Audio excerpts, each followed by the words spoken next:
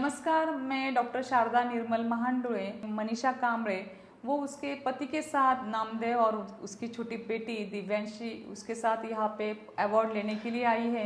मनीषा का प्रॉब्लम था कि उसके दोनों भी फैलोपियन ट्यूब्स ब्लॉक थे।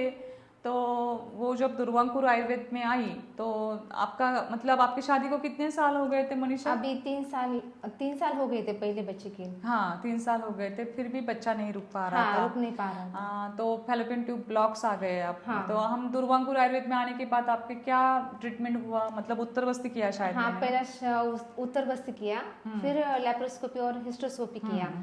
उसके बाद ट्रीटमेंट शुरू कर दिया दूसरे बाकी। और उसके 1-1.5 मंथ के बाद मुझे प्रेगनेंसी रह गई।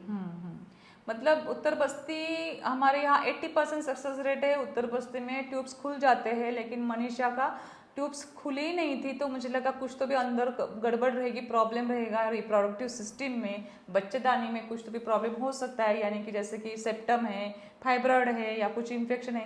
इसलिए हमने लैप्रोस्कोपी और हिस्टेरोस्कोपी किया। तो उसके दोनों फैलोपियन ट्यूब्स के ऊपर, मतलब जहाँ से शुरू होता है ट्यूब्स, वहाँ पर ही बड़े बड़े 2 पॉलिप थे। मतलब ये कंजेनाइटल कुछ तो भी ग्रोथ थी या पॉलिप थे, वो हमने निकाले और शायद आप दूसरे ही महीने में कंसीव हो गई। हाँ।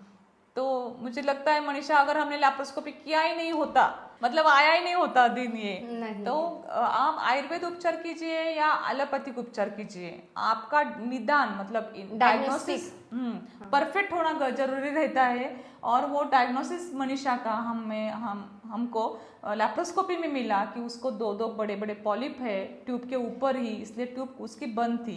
वो पॉलिप निकाले, ट्यूब खुल गई और मनीषा प्रेग्नेंट रह गई। तो आप जो अनादर महिला है, दूसरी महिला है, उनको क्या सजेशन दोगी? मैं यही दूंगी कि आप जहाँ ट्रीटमेंट लेती है आप पहले से, तो वहाँ फर्क नहीं मिल रहा है तो आपको आयुर्वेद में आना चाहिए। और आयुर्वेद में देखना चाहिए कि क्या आपको ट्रीटमेंट मिलती है क्या नहीं, कितना फर्क मिलता है उधर, ये देखना चाहिए। मुझे लगता है कि आयुर्वेद में अच्छा रिजल्ट मिलता है। और बोलते हैं ना कि भगवान के घर में देर है पर अंधेर नहीं है। ऐसा है आयुर्वेद का भी। कोई बोलता है कि आयुर्वेद में देर लगती है, पर ऐसा नहीं। आप बाहर कितने ट्रीटमेंट करते हैं ना, वहाँ देर लगती है, पर यहाँ थोड़ी देर लगे तो क्या हुआ। पर कुछ साइड इफेक्ट भी नहीं है बॉडी पे। हाँ, साइड इफेक्ट नहीं है आयुर्वेद में, वो बात अच्छी है। इसलिए मैंने भी शुरू किया है आयुर्वेद में ही। वेट लॉस कम हुआ किया, वेट लॉस किया आपने? अभी मुझे पीसीओडी भी था पहला, वेट भी थोड़ा बढ़ा था, अभी भी बढ़ा है पर कम कर रही हूँ। और मैडम भी ट्रीटमेंट दे रही है तो कम करने के लिए। सेकंड बेबी के लिए मनीषा अपने पास ही आ रही है।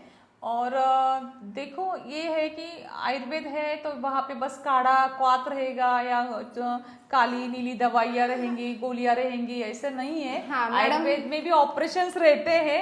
आयुर्वेद में गायनेकोलॉजिस्ट है, सर्जन है, पेडियाट्रिशियन है। लोगों को ऐसे समझ मालूम नहीं है, मतलब कि आयुर्वेद के पहले शिशुराचार्य थे कि जिन्होंने पहली नेजोप्लास्टी यानी कि प्लास्टिक सर्जरी का रिसर्च किया था, वो पहले सर्जन है हमारे।